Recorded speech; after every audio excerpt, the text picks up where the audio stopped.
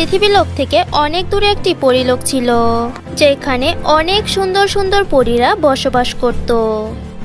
পরীলোকের 3 পরী, যাদের নাম ছিল লাল পরী, নীল পরী এবং সবুজ পরী।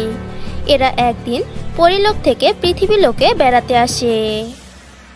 পৃথিবীলোকে ঘুরতে ঘুরতে সেই 3 পরী ছোট্ট একটি গ্রামে এসে পৌঁছায়, যে গ্রামের নাম ছিল মদনপুর।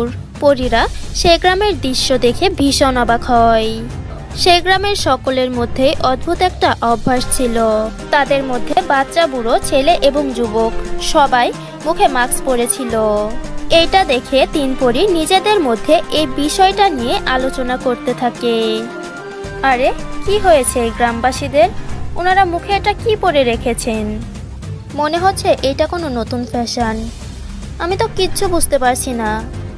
চলো গিয়ে গ্রামবাসীদেরকে জিজ্ঞাসা করি আসল ব্যাপারটা কি। এইটা বলে 3 পরী নিজেদের আসল রূপ পরিবর্তন করে ছদ্মবেশ ধারণ করে এবং গ্রামবাসীদের মধ্যে পৌঁছে যায়। গ্রামবাসীরা 3 পরীকে যখন বিনা মাস্কে দেখে, তারা সবাই তখন নিজেদের মধ্যে কথা বলতে থাকে। আরে দেখো, এই 3 জন কিভাবে বিনা মাস্কে গ্রামের মধ্যে ঘুরে বেড়াচ্ছে। মনে হচ্ছে এদের 3 জনের ভাইরাসে ভয় করে না। ভাইরাস? এই ভাইরাসটা কে? কোনো দৈত্য, কোনো রাক্ষস নাকি কোনো ডাইনি, যাকে দেখে আপনারা এত ভয় করেন? না না, এটা কোনো রাক্ষস নয়, এটা অদৃশ্য একটি ভাইরাস। তখন সেখানে থাকা একজন ব্যক্তি বলে, আমাদের গ্রামে একটি ভাইরাসের বিস্তার হয়েছে, যেটা কেউ দেখতে পায় না। এটা একটি অদৃশ্য ভাইরাস, যেটা একজনের থেকে অন্যজনের মধ্যে ছড়িয়ে পড়ে। আর এর ঔষধের ব্যাপারে আমাদের গ্রামের বৈদ্য বলেছেন যে এটার কোনো ঔষধ নেই। এটার চিকিৎসা শুধু একটাই, যে আমরা সব সময় মাস্ক দিয়ে আমাদের মুখ ঢেকে রাখবো। আর এর সাথে সাথে পরিষ্কার পরিচ্ছন্নতার দিকেও বিশেষ নজর দিতে হবে। কি? তো তোমরা এই মাস্ক পরে ওই ভাইরাস থেকে বাঁচতে পারবে? এরপর গ্রামবাসীরা 3 পরীকে 3টি মাস্ক দেয় এবং বলে, হ্যাঁ অবশ্যই, এই নাও, তোমরা 3 জনও মাস্ক পরে নাও। আর হ্যাঁ, পরিষ্কার পরিচ্ছন্নতার দিকে বিশেষভাবে নজর রেখো, নয়তো ভাইরাস তোমাদের নাক মুখ দিয়ে প্রবেশ করবে আর তোমরা অসুস্থ হয়ে পড়বে। গ্রামবাসীদের কথা শুনে 3 পরীর মধ্যে লাল পরী তাড়াতাড়ি করে মাস্ক পরে নেয়, কিন্তু নীল পরী এবং সবুজ পরী মাস্ক পরতে চায় না। আর গ্রামবাসীদেরকে বলে, আমাদের মাস্কের কোনো প্রয়োজন নেই, আমরা নিজেদের রক্ষা নিজেরাই করতে পারি, তোমাদের চিন্তা করতে হবে না। বোঝার চেষ্টা করো, এটা একটি ভাইরাস। তোমরা আমার কথা শোনো, মাস্কটি পরে নাও, তবেই আমরা ভাইরাস থেকে বাঁচতে পারবো, নয়তো ভয়াবহ কোনো পরিস্থিতিও তো ঘটতে পারে। বাকি 2 পরী মাস্ক পরতে অস্বীকার করে এবং এরপর এরা পরীলোকে ফিরে আসে। এরপর লাল পরী যখন পৃথিবীলোক থেকে পরীলোকে ফিরে আসে, তখন লাল পরীকে দেখে কেউ চিনতে পারে না। আর লাল পরীকে নিয়ে তারা অনেক হাসাহাসি করে। আরে দেখো, লাল পরী মুখে কি পরে রেখেছে? এটা মনে হচ্ছে পৃথিবীলোক থেকে ধন সম্পদ চুরি করে নিয়ে এসেছে। এর কারণে নিজের মুখ ঢেকে রেখেছে, যেন কেউ চিনতে না পারে। এটা বলে পরীলোকের সকল পরীরা লাল পরীকে দেখে অনেক জোরে জোরে হাসতে থাকে। সবার কথা শোনার পর লাল পরী গম্ভীর হয়ে বলে, আমরা আজকে পৃথিবীলোকে গিয়েছিলাম ভ্রমণ করতে, আর ওইখানে একটি ভাইরাস ছড়িয়ে পড়েছে, আর ওটা যে কোনো সময় আমাদের পরীলোকেও ছড়িয়ে পড়তে পারে। তাই তোমরা সবাই মাস্ক পরে নাও, যেন ওই ভয়ঙ্কর ভাইরাস থেকে তোমরা বেঁচে থাকতে পারো। তোমার মাস্ক তুমি নিজের কাছেই রাখো, আমাদের এটার কোনো প্রয়োজন নেই। আর ভাইরাস, এইটা আবার কোন ক্ষেতের মূলর নাম শুনি? আমরা ভয় পাই না কোনো ভাইরাসকে। এইটা বলে সকল পরীরা অনেক জোরে জোরে হাসতে থাকে। পরীলোকের পরীরা সব সময় পৃথিবীলোকে ভ্রমণ করতে যেত। লাল পরী 1000 বার করে বোঝানোর পরও কোনো পরী মাস্ক পরতে রাজি হয় না, আর লাল পরীকে নিয়ে সব সময় মজা করে। আর লাল পরীকে রীতিমতো মাস্কওয়ালা পরী বলে ডাকতে শুরু করে। এইভাবে কিছুদিন কাটার পর হঠাৎ করে পরীলোকের সকল পরীরা অসুস্থ হতে শুরু করে। পরীলোকের রানী পরী এই সব কিছু দেখে ভীষণ চিন্তিত হয়ে যায়। এরপর রানী পরী লাল পরীকে বলে, মনে হচ্ছে আমাদের পরীলোকে কোনো খারাপ শক্তির প্রভাব পড়েছে, যার কারণে আমাদের সকল পরীরা অসুস্থ হয়ে পড়ছে। না রানী পরী, এই সব কিছু একটা ভাইরাসের কারণে হচ্ছে, যে ভাইরাসটা পুরো পৃথিবীতে বিস্তার করেছে আর এখন পরীলোকেও আক্রমণ করছে। এর জন্য কোনো না কোনো উপায় তাড়াতাড়ি খুঁজে বের করতে হবে, নয়তো আমাদের সকল পরীরা অসুস্থ হয়ে পড়বে। রানীপরি, এটা থেকে বাঁচার তো একটা মাত্রই উপায় আছে। আমাদের সব সময় পরিষ্কার পরিচ্ছন্ন থাকতে হবে, আর অবশ্যই মাস্ক পরতে হবে। আর মাস্ক এর কারণে পরতে হবে যে ভাইরাস আমাদের নাক মুখ দিয়ে প্রবেশ করে, যেন ভাইরাস আমাদের নাক মুখ দিয়ে প্রবেশ করতে না পারে, সেই জন্যই আমরা মাস্ক পরবো। তাহলে সবার তো মাস্ক পরা বাঞ্ছনীয়। তুমি তাড়াতাড়ি যাও আর পুরো পরিলোকে প্রচার করে দাও যে অবশ্যই মাস্ক পরতে হবে। রানীপরীর কথা শুনে লালপরি অনেক খুশি হয় আর নিজের দুই বান্ধবীর সঙ্গে সঙ্গে পুরো পরিলোকের মধ্যে মাস্ক বিতরণ করে আর পরিষ্কার পরিচ্ছন্নতার দিকেও খেয়াল রাখে। আর তারা পুরো পরিলোকে বিশেষ প্রকার একটি পানীয় ছেটায়, যে পানিটি জীবাণু ধ্বংস করতে সাহায্য করে। এই সব কিছুর মধ্যে লালপরীর বিবেক এবং বুদ্ধি থেকে রানীপরী ভীষণ খুশি হয় আর তাকে পরিলোকের মন্ত্রী বানিয়ে দেয়। এইভাবেই লালপরী মাস্কের সাহায্যে এবং নিজের বুদ্ধির সাহায্যে পুরো পরিলোককে ভাইরাসের হাত থেকে বাঁচায়। তো ফ্রেন্ডস, এই গল্পটি থেকে আমরা এই শিক্ষা পেলাম যে আগাম সতর্কতার কোনো বিকল্প নেই। তো বন্ধুরা, গল্পটি কেমন লাগলো কমেন্ট করে জানাবে। ভিডিওটি ভালো লাগলে একটি লাইক করবে। আর তোমরা যদি আমাদের চ্যানেলে নতুন হও তাহলে অবশ্যই আমাদের চ্যানেলটিকে সাবস্ক্রাইব করে পাশে থাকা বেল আইকনটি ক্লিক করে অল করে দিবে, যেন আমাদের নতুন নতুন ভিডিও তোমরা সবার আগে পেয়ে যাও। অনেক দিন আগের কথা, কোনো একটি গ্রামে চাঁদনি তার সৎমা বিমলা এবং সৎ বোন কমলার সঙ্গে বসবাস করত। দুই মা মেয়ে চাঁদনির ওপর ভীষণ অত্যাচার করত, কিন্তু চাঁদনি ছিল একজন সহজ সরল আর অনেক ভালো মনের একজন মেয়ে। এর কারণে সে তার সৎমা এবং সৎ বোনের বিরুদ্ধে কোনোদিন প্রতিবাদ করেনি। এরপর একদিন বিমলা এবং কমলা কোনো একটি বিয়ের অনুষ্ঠানে যাওয়ার জন্য রেডি হচ্ছিল। তাদের দুজনকে রেডি হতে দেখে চাঁদনি তাদেরকে বলে, মা, আমিও বিয়ের অনুষ্ঠানে যেতে চাই, তোমরা দুজন আমাকেও তোমাদের সাথে করে নিয়ে যাও। আরে, তোকে বিয়েতে নিয়ে গিয়ে আমরা লজ্জিত হব নাকি? আগে নিজের চেহারাটা দেখ। তুই কোথায় কয়লার মতো কালো আর আমরা দুধের মতো সাদা। আমাদের সাথে তুই গেলে আমাদের দেখে মানুষ হাসাহাসি করবে, এর কারণে তুই বাড়িতেই থাক। তাদের মুখ থেকে এমন কথা শুনে চাঁদনি ভীষণ কষ্ট পায়। এরপর তারা দুই মা মেয়ে বিয়ের অনুষ্ঠানে চলে যায়। এরপর তারা দুই মা মেয়ে বিয়ের অনুষ্ঠানে গিয়ে সেখানে থাকা বিভিন্ন রকম পদের খাবার খেতে শুরু করে। আরে বাহ কমলা, এই মিষ্টিটা তো খেতে অনেক সুন্দর। আচ্ছা, একটা কাজ করব, কিছু মিষ্টি চুরি করে বাড়িতে নিয়ে যাব। আর এখানে তো সবাই নিজেদের কাজে ব্যস্ত, কেউ বুঝতে পারবে না। হ্যাঁ মা, তুমি ঠিকই বলেছো। এখান থেকে অনেক মিষ্টি নিয়ে যাব আমরা, আর পুরো 2 দিন ধরে মজা করে খাবো। এরপর তারা অনেক মিষ্টি চুরি করে আর তাদের ব্যাগে লুকিয়ে সেগুলো বাড়িতে নিয়ে আসে। কিন্তু সেই রাতে এলাকার একটি কুত্তা তাদের বাড়িতে ঢুকে পড়ে আর রান্নাঘরে থাকা সকল মিষ্টিগুলো খেয়ে সেইখান থেকে পালিয়ে যায়।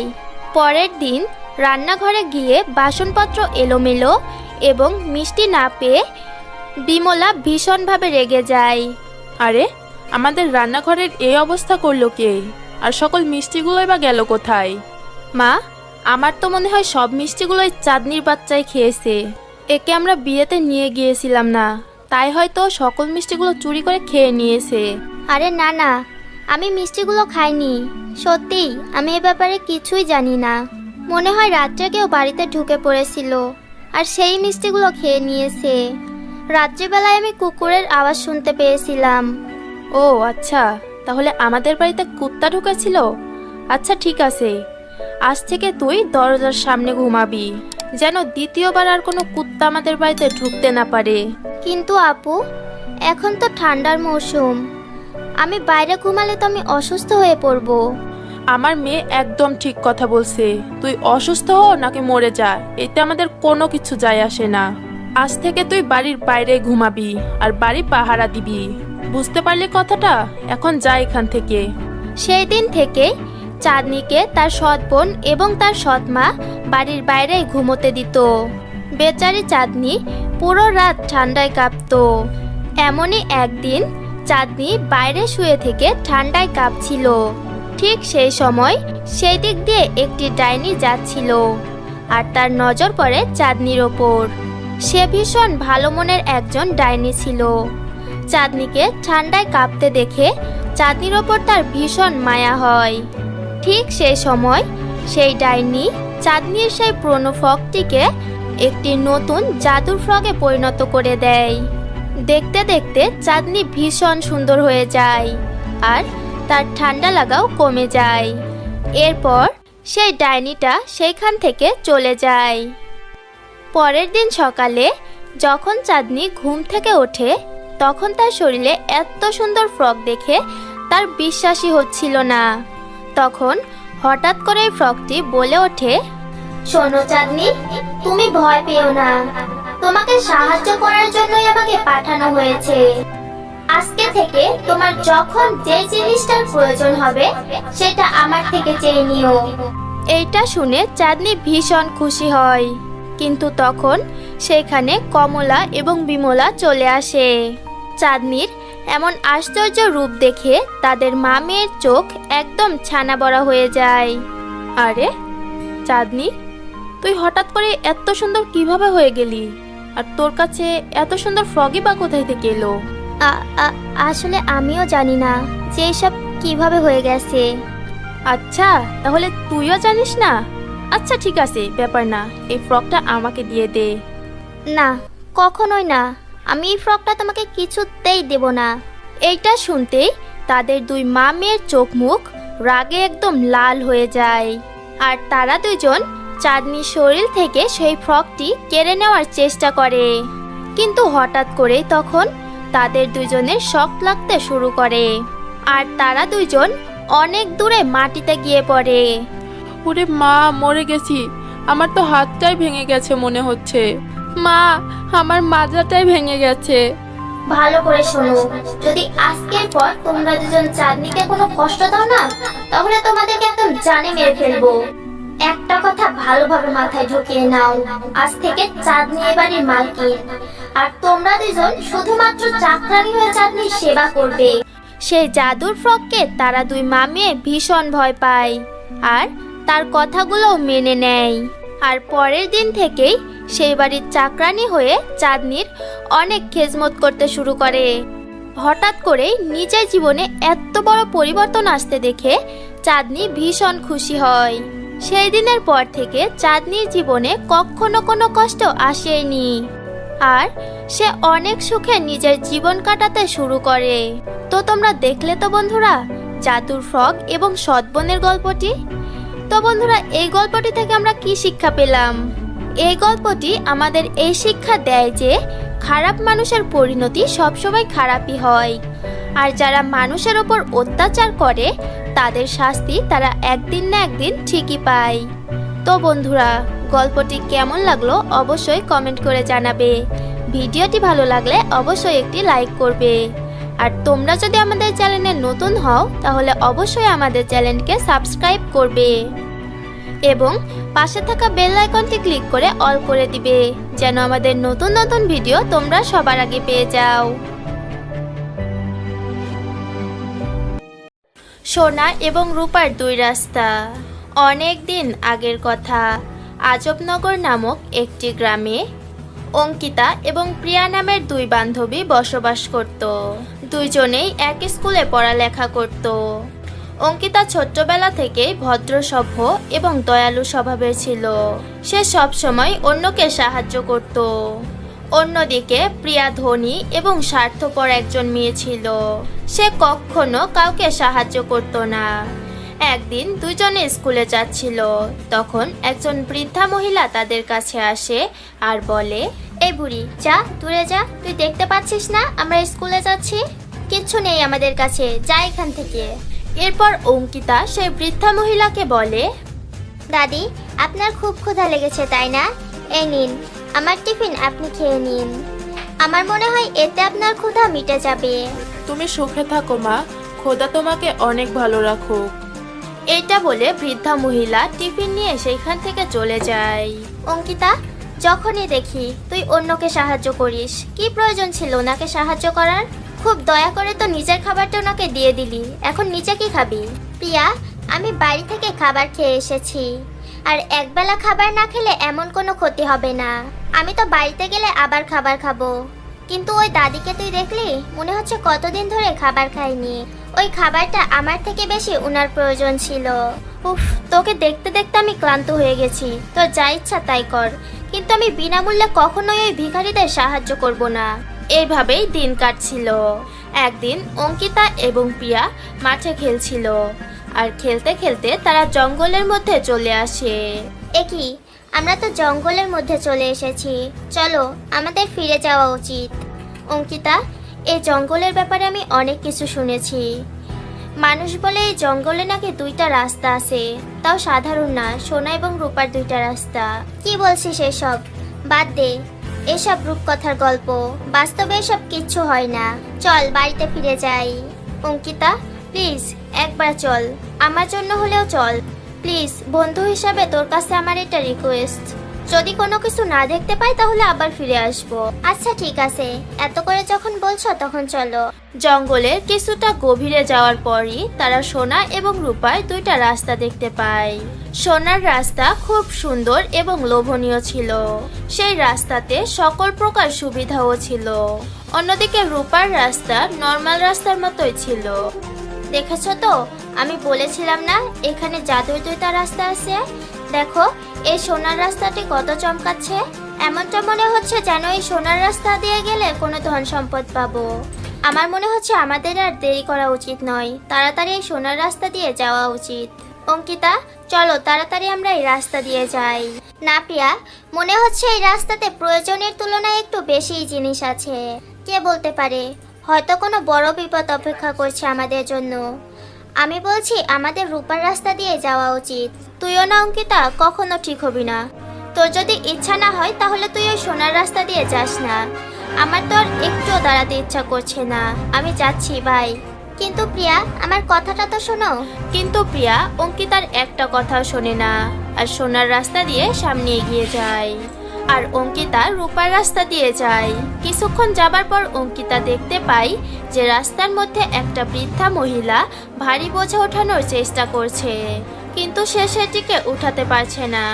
অঙ্কিতা সেই মহিলার কাছে যায় আর বলে, চাচিমা, এই বোঝাটা তো অনেক ভারী, আমাকে দিন, আমি আপনাকে সাহায্য করছি। তুমি অনেক ভালো মা, সামনেই আমার বাড়ি, আমি ওইখানেই যাব। আমাকে ওইখানেই রেখে এসো, তাহলেই হবে। এরপর অঙ্কিতা সেই ভারী বোঝাটি বহন করে এবং সেই বৃদ্ধা মহিলার বাড়িতে রেখে আসে।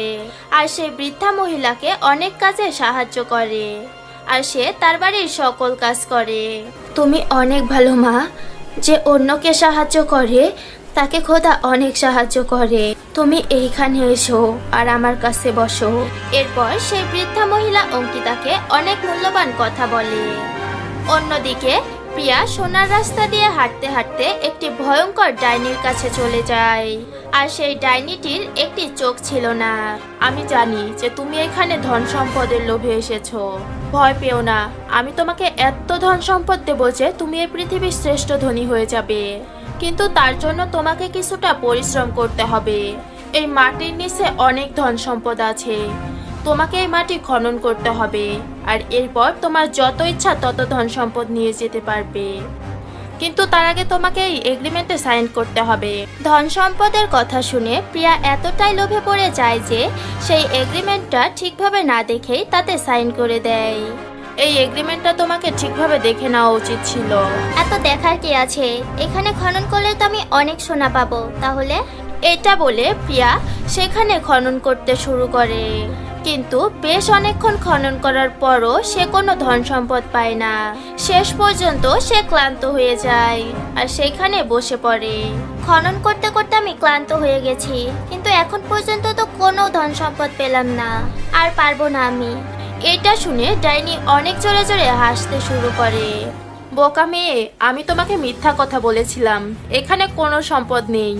এখন সময় এসে গেছে, তুমি তোমার এগ্রিমেন্ট পেপার অনুযায়ী তোমার একটা চোখ আমাকে দিয়ে দেবে। চোখ? না না, আমি আমার চোখ কাউকে দিতে পারবো না। আমি কোনো ধন সম্পদ চাই না। প্লিজ আপনি আমাকে যেতে দিন, মাফ করে দিন আমাকে, আর আমি কখনো আসবো না এখানে। তুমি জানো না মেয়ে, আমি একজন ধোঁকাবাজ ডাইনি। আর এই সোনার রাস্তা, এটা আমার একটা জাল, আর সেই জালের মধ্যে আজকে তুমি খুব বাজেভাবে ফেসে গেছো।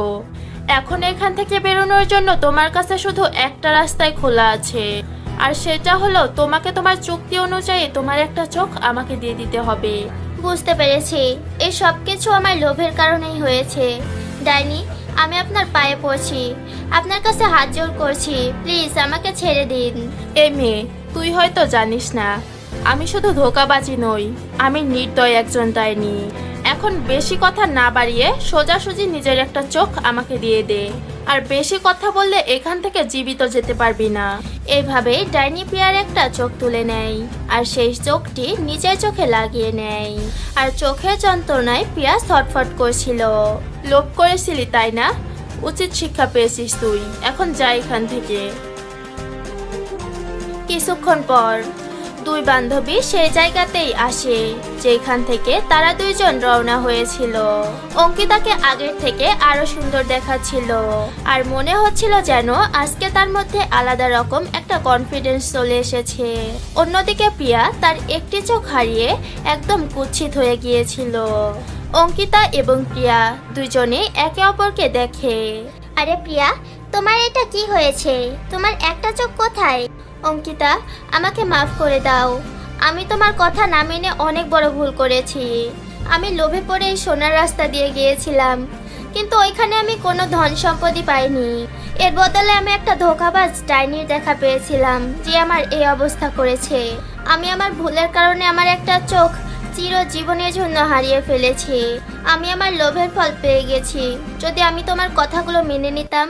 রূপার রাস্তা দিয়ে গিয়ে তো আমি অনেক ভালো করেছি। এই রাস্তা দিয়ে গিয়ে আমি অনেক কিছু শিখতে পেরেছি। আমি আমার জীবনে সব থেকে বড় সম্পদ পেয়েছি, আর সেটা হলো জ্ঞান। জ্ঞান পেয়ে আজ আমি অনেক খুশি হয়েছি। এটা শুনে প্রিয়া নিজের ভুলের কারণে অনেক আফসোস করে, আর সে চুপচাপ নিজের বাড়িতে চলে যায়। অন্যদিকে অঙ্কিতা নিজের জ্ঞানের কারণে সব জায়গায় সফলতা অর্জন করে, আর সব সময় অন্যকে সাহায্য করে। সে সবাইকে ভালো ভালো কথা বলে এবং সঠিক রাস্তা দেখায়। অন্যদিকে প্রিয়ার ভুলের কারণে তার জীবনের অনেক বড় ক্ষতি হয়ে যায়। সে তার বাড়ি থেকে বের হয় না, এমনকি সে কারোর সাথে কথাও বলে না। একদিন অঙ্কিতা প্রিয়ার বাড়িতে আসে আর বলে, প্রিয়া, তুমি এটা নিজের কেমন হাল করে রেখেছো? তুমি তোমার ভুলটা বুঝতে পেরেছো। এর থেকে বড় প্রায়শ্চিত্ত আর কিচ্ছু হয় না। অঙ্কিতা, যাই হয়ে যাক না কেন, আমি আমার চোখটা তো আর ফিরে পাবো না, তাই না? প্রিয়া, মানুষের সৌন্দর্যতা তো তার মনে থাকে, চেহারাতে নয়। তুমি আমার সাথে চলো, আমার সাথে কাজ করো, অন্যকে সাহায্য করো, তারপর দেখবে কতটা শান্তি পাওয়া যায়। অন্যকে সাহায্য করে যে আনন্দ পাওয়া যায় কোনো কিছুতেই তা নেই। তুমি একবার এই কাজটি করে দেখো, সবাই তোমার প্রশংসা করবে, তোমাকে সম্মান করবে, আর তোমাকে ভালোবাসবে। আর এরপর এইভাবে দুই বান্ধবী হাসি খুশিতে নিজেদের জীবন কাটায়। হ্যালো ফ্রেন্ডস, আজকে তোমাদের যে গল্পটি শোনাতে যাচ্ছি সেই গল্পটি হচ্ছে লোভী জেলের। তো চলো বন্ধুরা গল্পটি দেখে আসি। অনেক দিন আগের কথা, কোনো একটি ছোট্ট গ্রামে রেখা তার দুই মেয়ের সঙ্গে বসবাস করত। রেখা অনেক দরিদ্র ছিল। রেখা অনেক কষ্ট করে নিজের সংসার চালাতো, কারণ তার স্বামী অনেক আগেই মারা গিয়েছিল। রেখা প্রতিদিন নদীতে যেত এবং মাছ ধরত। সে সকালবেলায় মাছ ধরতে যেত এবং সন্ধ্যাবেলায় সেই মাছগুলো ধরে নিয়ে এসে বাজারে বিক্রি করত।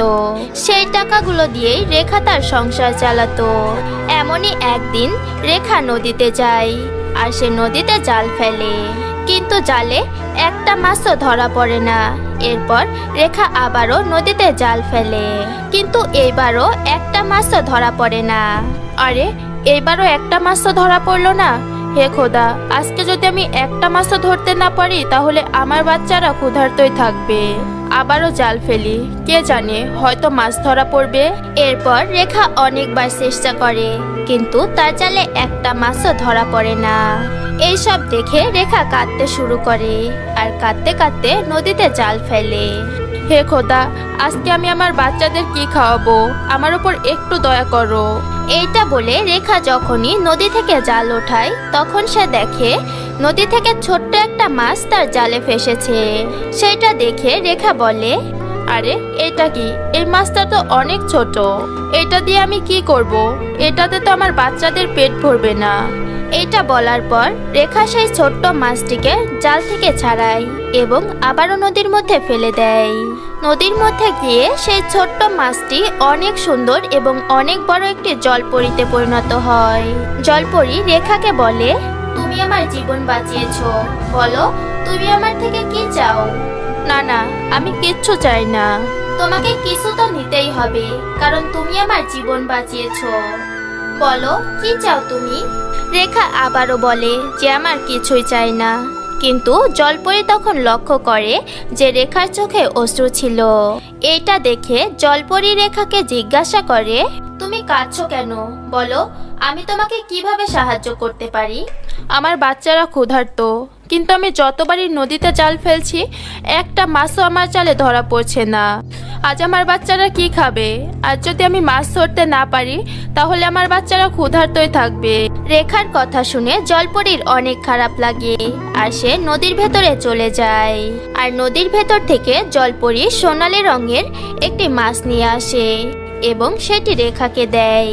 সেই মাছটি শুধু রঙে সোনালী নয়, আসলে সোনার মাছ ছিল। কিন্তু তবু রেখা সেই মাছটি নিতে রাজি হয় না। জলপরী বারবার করে বলার পর রেখা সেই সোনার মাছটি নিতে রাজি হয়। জলপরী রেখাকে সোনার মাছটি দিয়ে অদৃশ্য হয়ে যায়।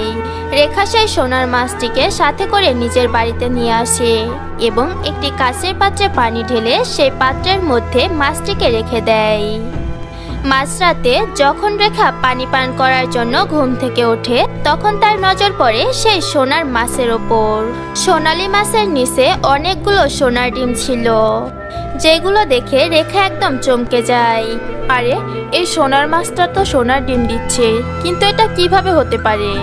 মনে হচ্ছে এটা কোনো সাধারণ মাছ নয়। সত্যি এটা আশ্চর্য ব্যাপার।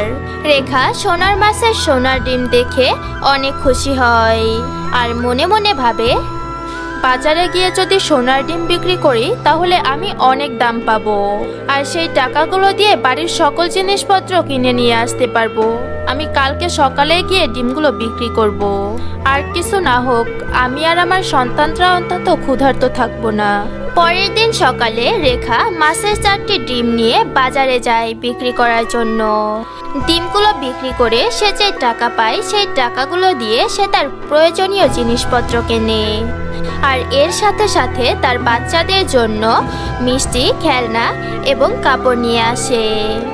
বাড়িতে এসে যখন সে মিষ্টি, কাপড় এবং খেলনাগুলো তার বাচ্চাদের দেয়, তখন তার বাচ্চারা অনেক খুশি হয় আর বলে, আরে বাহ মা, এই মিষ্টি, কাপড় আর খেলনাগুলো তো অনেক সুন্দর। মা, আমরা এক্ষুনি নতুন কাপড় পরে আসছি। রেখা তার মেয়েদের খুশি হতে দেখে নিজেও অনেক খুশি হয়। কিছুক্ষণের মধ্যেই সন্ধ্যা হয়ে যায় আর রেখা তার বাচ্চাদেরকে খাবার খাইয়ে ঘুম পাড়িয়ে দেয়। পরের দিন সকালে সে যখন ঘুম থেকে ওঠে, তখন সে দেখে সেই সোনালী মাছ আবারও সোনার ডিম দিয়েছে। ডিম? সোনার ডিম এগুলো? আজকেও মাছটা সোনার ডিম দিয়েছে? আরে, এটা তো সত্যি চমৎকার হয়ে গেল। এই মাছটা তো কোনো জাদুর মাছ, এ তো প্রতিদিন সোনার ডিম দেবে। রেখা তাড়াতাড়ি সকল সোনার ডিমগুলো বের করে এবং সেগুলো নিয়ে বাজারে যায় বিক্রি করার জন্য। ডিম বিক্রি করে সে অনেক টাকা পায়। এতগুলো টাকা একসাথে দেখে রেখার চোখ একদম ছানা বড়া হয়ে যায়। এতগুলো টাকা তো আমি আমার জীবনে কখনো দেখিনি। রেখা সেই টাকাগুলো দিয়ে অনেক বড় একটি বাড়ি কেনে। এটা আমার নতুন বাড়ি।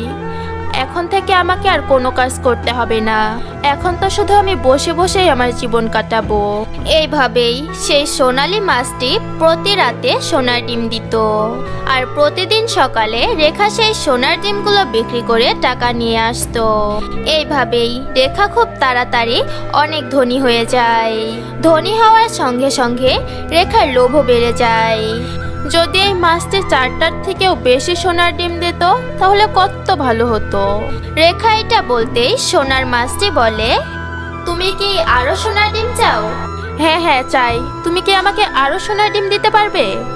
হ্যাঁ, আমি পারবো, কিন্তু এর কারণে তোমাকে আবার আমাকে ওই নদীর কাছে নিয়ে যেতে হবে আর ওই নদীতে ছেড়ে দিতে হবে। ঠিক আছে, আমি তোমাকে এক্ষুনি নদীর কাছে নিয়ে যাচ্ছি। রেখা অনেক খুশি হয় আর সোনার মাছটিকে সেই নদীর কাছে নিয়ে যায়। নদীর কাছে গিয়ে রেখা সোনার মাছটিকে বলে, নাও, এসে গেছি নদীর কাছে। এখন তুমি তাড়াতাড়ি আমাকে আরো সোনার ডিম দাও, তাহলে আমি আরো তাড়াতাড়ি আরো ধনী হয়ে যাব।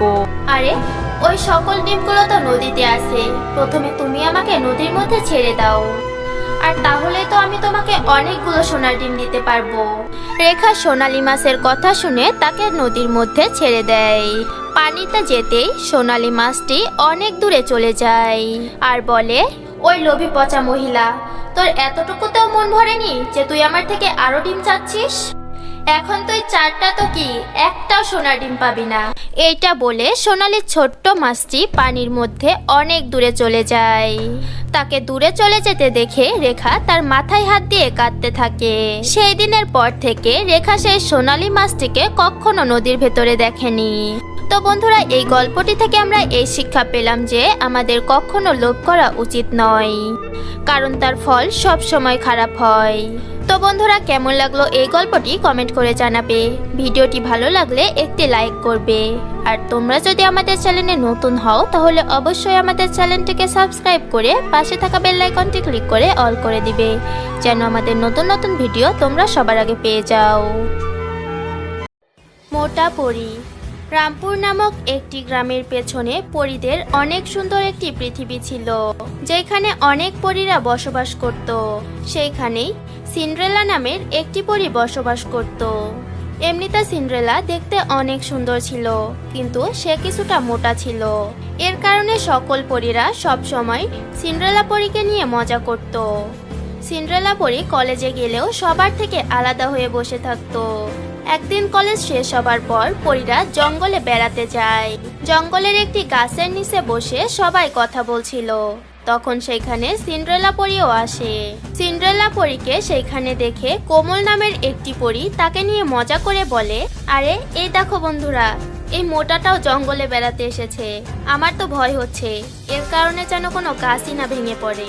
কোমল পরীর এই কথা শুনে বাকি পরীরা সিন্ড্রেলাকে নিয়ে হাসাহাসি করতে থাকে আর তাকে নিয়ে অনেক মজা করে। আর এইসব দেখে সিন্ড্রেলা পরী অনেক কষ্ট পায়। কিছুক্ষণ পর জঙ্গলের মধ্যে একটি ছেলে আসে, যার নাম ছিল আরিয়ান। সে জঙ্গলের পাশের কুয়ার থেকে পানি নিতে এসেছিল। আরিয়ানকে দেখে সকল পরীরা তার উপর আকর্ষিত হয়। সিন্ড্রেলা পরীও আরিয়ানকে দেখতেই থাকে। তখন আবারও কোমল পরী সিন্ড্রেলা পরীকে নিয়ে মজা করে বলে, এই মোটা, তুই রাজকুমারকে কি দেখছিস? তুই প্রথমে নিজেকে দেখ, তুই যা মোটা, তোকে না তোর মতো একটা মোটা ছেলেকে দেখা উচিত। এমন সুন্দর একটা ছেলেকে নয়, বুঝলি? তুই ওই সুন্দর রাজকুমারের স্বপ্ন দেখা ছেড়ে দে, কারণ ও তোকে ওর বাড়ির দাসীও বানাবে না। এইটা বলে কোমল পরী এবং বাকি পরীরা তার উপর অনেক জোরে জোরে হাসতে শুরু করে। আর এইসব দেখে সিন্ড্রেলা পরী অনেক কষ্ট পায় আর কাঁদতে কাঁদতে সেখান থেকে বাড়িতে ফিরে আসে।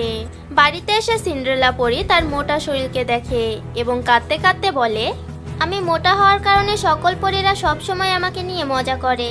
আমি মোটা হয়েছি তো কি হয়েছে? আমার কি স্বপ্ন দেখার কোনো অধিকার নেই? এই পৃথিবীতে কি শুধু চিকন মানুষরাই সুন্দর হয়? মোটা মানুষরা কি সুন্দর নয়? আর সে কাঁদতে কাঁদতে আরিয়ানকে মনে করে। এখন সিন্ড্রেলা পরী কলেজ শেষ হবার পর প্রতিদিন জঙ্গলে যায় আর প্রতিদিন আরিয়ানকে কুয়া থেকে পানি নিতে দেখে।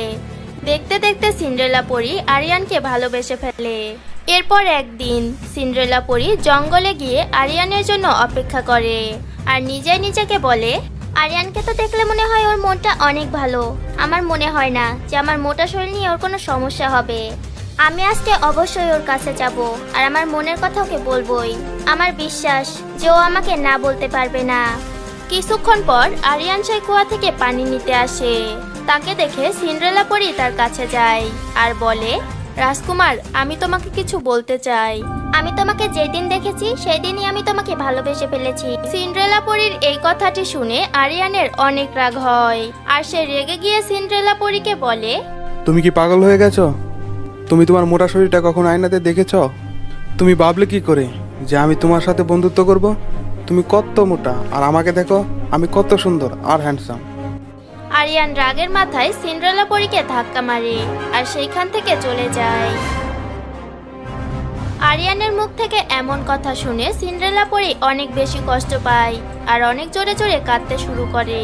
আর সে বলে, আজ পর্যন্ত সবাই আমাকে মোটা মোটা বলে অপমান করেছে, কিন্তু আজকে তুমি আমাকে মোটা বলে আমার ভালোবাসাকে অপমান করলে। আমি আর বাঁচতে চাই না। এটা বলে সিন্ড্রেলা পরি সেই কুয়ার মধ্যে লাফ দিতে যায়। তখন একটি জাদুকর্ণী তাকে থামায়। জাদুকর্ণীকে দেখে সিন্ড্রেলা পরি বলে, জাদুকর্ণী, আপনি আমাকে কেন আটকালেন? আমাকে মারা যেতে দিন। আমি মোটা হওয়ার কারণে সবাই সব সময় আমাকে নিয়ে মজা করে, আর সবার কথা শুনতে শুনতে আমি ক্লান্ত হয়ে গেছি। আর চাই না আমি এগুলো শুনতে। সিন্ড্রেলা পরির এই কথা শুনে জাদুকর্ণী সিন্ড্রেলা পরিকে বলে, সিন্ড্রেলা, তুমি তো অনেক ভালো। তুমি চিন্তা করো না, আজকের পর থেকে আর কেউ তোমাকে মোটা বলবে না। এই নাও একটা জাদুর ট্যাবলেট। এটা খেলে তুমি অনেক সুন্দর আর চিকন পরি হয়ে যাবে। এরপর সিন্ড্রেলা পরি সেই ট্যাবলেটটি খায়, আর চোখের পলকেই সে দেখতে অনেক সুন্দর এবং চিকন পরি হয়ে যায়। নিজের এমন রূপ দেখে সিন্ড্রেলা পরি অনেক খুশি হয়, আর সে জাদুকর্ণীকে ধন্যবাদ জানিয়ে বলে, ধন্যবাদ জাদুকর্ণী, আপনি আমার জীবন বাঁচিয়েছেন আর আমাকে এত সুন্দর চিকন পরি বানিয়ে দিয়েছেন। সিন্ড্রেলা পরির এই কথা শুনে জাদুকর্ণী অনেক খুশি হয় আর সেখান থেকে চলে যায়। আর সিন্ড্রেলা পরিও নিজের বাড়ির উদ্দেশ্যে রওনা দেয়। তখন রাস্তাতে তার আরিয়ানের সঙ্গে দেখা হয়। আরিয়ান সিন্ড্রেলা পরিকে দেখে তার ওপরে মোহিত হয়ে যায়। সে সিন্ড্রেলা পরির কাছে যায় আর তাকে বলে, হে সুন্দর পরি, তুমি তো অনেক সুন্দর, আর আমি তোমাকে প্রথম দেখাতেই ভালো লেগেছে। তুমি কি আমার সাথে বন্ধুত্ব করবে? আরিয়ানের এই কথা শুনে সিন্ড্রেলা পরি বলে, কিছুক্ষণ আগে তুমি যেই পরীকে মোটা পরি বলে তার ভালোবাসাকে অপমান করেছিলে, আমি সেই পরি। আর এখন আমি বুঝতে পেরেছি তুমি আমাকে নয়, আমার সৌন্দর্যতাকে ভালোবাসো। এর কারণেই আমি কখনো তোমার সাথে বন্ধুত্ব করব না। সিন্ড্রেলা পরির এই কথা শুনে আরিয়ানের খুব খারাপ লাগে, আর সে তার ভুলটা বুঝতে পারে। সে তার ভুলের জন্য সিন্ড্রেলা পরির থেকে ক্ষমা চায়। সিন্ড্রেলা পরিও আরিয়ানকে মাফ করে দেয় এবং সেইখান থেকে চলে যায় আর হাসি খুশিতে নিজের জীবন কাটায়। তো বন্ধুরা, এই গল্পটি থেকে আমরা এই শিক্ষা পেলাম যে উপরওয়ালা সকল মানুষকে একরকম বানায় না। এর কারণে আমরা কখনো কাউকে নিয়ে মজা করব না, সে মোটা হোক কিংবা চিকন, কালো হোক কিংবা ফর্সা। তো বন্ধুরা, গল্পটি কেমন লাগলো কমেন্ট করে জানাবে। ভিডিওটি ভালো লাগলে একটি লাইক করবে। আর তোমরা যদি আমাদের চ্যানেলে নতুন হও তাহলে অবশ্যই আমাদের চ্যানেলটিকে সাবস্ক্রাইব করে পাশে থাকা বেল আইকনটি ক্লিক করে অল করে দিবে, যেন আমাদের নতুন নতুন ভিডিও তোমরা সবার আগে পেয়ে যাও। জাদুর আংটি। এক গ্রামে পিয়াস নামের একটি বাচ্চা বসবাস করত। পিয়াস পড়ালেখায় ভীষণ আগ্রহী ছিল। সে তার ক্লাসের পরীক্ষাতে সবসময় ফার্স্ট হতো, আর সে সবাইকে সাহায্যও করত। কিন্তু তার মধ্যে একটা কমতি ছিল, সে কথা কিছুটা তোতলাভাবে বলতো। কথা বলতে বলতে মাঝে মাঝে তার কথা আটকে যেত। 2 যোগ 4 যোগ 2 সমান কত হয়? পিয়াস, তুমি বলো এই প্রশ্নটির উত্তর। জি স্যার, 8। পিয়াসের এমন তোতলানো কথা শুনে সকলে তাকে নিয়ে মজা করতে শুরু করে। আরে পিয়াস, 1 বার 8 হবে, 4 বার নয়। এইটা শুনে সকল বাচ্চারা হাসতে শুরু করে। সবাই চুপ করো, পিয়াস অনেক ভালো হয়েছে। স্কুল ছুটি হবার পর সকল বাচ্চারা একসঙ্গে কথা বলছিল। স্কুল ছুটি হওয়ার পর নদীর পাশের মাঠে খেলতে চলে এসো, কিন্তু হ্যাঁ, নিজের খেয়াল রেখো। স্কুল ছুটির পর বাড়িতে গিয়ে পিয়াস তার মাকে বলে, মা, আমি আমার বন্ধুদের সঙ্গে খেলতে যাচ্ছি। ঠিক আছে পিয়াস, যাও, কিন্তু তাড়াতাড়ি বাড়িতে ফিরে এসো। পিয়াস গান গাইতে গাইতে বাড়ি থেকে বেরিয়ে পড়ে। আধার রাতে চাঁদ নিচে তুমি ভোরের আলো, তোমায় যখন দেখি আমার মন হয়ে যায় ভালো। পিয়াস আপন মনে গান গাইতে গাইতে তার বন্ধুদের সঙ্গে খেলতে যাচ্ছিল। রাস্তার পাশে কিছু বাচ্চা একটি মাঠে খেলা করছিল। তারা পিয়াসকে গান গাইতে শুনে নেয় আর তাকে দেখে অনেক জোরে জোরে হাসতে শুরু করে। দেখো দেখো, ওর কথাতে কেমন ট্রাফিক জ্যাম বেঁধে যাচ্ছে। আধার রাতে চাঁদ যে তুমি ভোরের আলো। আরে না না, এমনটা হবে না। আধার রাতে চাঁদ যে তুমি ভোরের আলো। কিন্তু পিয়াস তাদের কথার কোনো উত্তর দিতে পারে না। এর কারণে তাদের কথাগুলো শুনেও না শোনার ভান করে থাকে। কিন্তু সে তাদের কথা শুনে মনে মনে অনেক কষ্ট পায়। পিয়াস চুপচাপ গ্রামের নদীর কাছে যায় আর সেইখানে গিয়ে বসে পড়ে। আর সেইখানে বসে সে খোদার কাছে বিচার দিতে শুরু করে। খোদা, তুমি আমাকে এমন কেন বানিয়েছো? যখন আমি তোতলাভাবে কথা বলি তখন সবাই আমাকে নিয়ে মজা করে। তুমি আমাকে এমন কেন বানালে? সন্ধ্যা হয়ে যায়, কিন্তু পিয়াস বাড়িতে যায় না। এরপর অন্ধকার হয়ে যাচ্ছিল। তখন পিয়াসের তার মায়ের কথা মনে পড়ে, আর সে বাড়িতে যাবার জন্য উঠে দাঁড়ায়। তখন নদীর পানির মধ্যে থেকে একটি পরী হাজির হয়। এক মুহূর্তের জন্য পিয়াসের এমনটা মনে হয়েছিল যেন নদীতে ভূত চলে এসেছে। কি হয়েছে তোমার? তুমি কেন ভয় পাচ্ছ? তাকে দেখে পিয়াস ভয় পেয়ে যায় আর পিছু হাঁটতে শুরু করে। তখন সেই পরী বলে, ভয় পেও না পিয়াস, আমি তোমার কোনো ক্ষতি করব না, আমি তোমাকে সাহায্য করব। তুমি তোমার সমস্যাটা আমাকে বলো। দেবী, সকল বাচ্চারা আমাকে নিয়ে মজা করে, কারণ আমি ঠিকভাবে বলতে পারি না। পিয়াস, তুমি কেঁদো না। এ নাও, এই আংটি তোমার জীবনের সকল ক্লান্তি দূর করে দেবে। এটা পড়লে তুমি একদম স্পষ্ট কথা বলতে পারবে। এই বিষয়টা নিয়ে পিয়াস অনেক অবাক ছিল, কিন্তু আংটি পেয়ে সে অনেক খুশি হয়।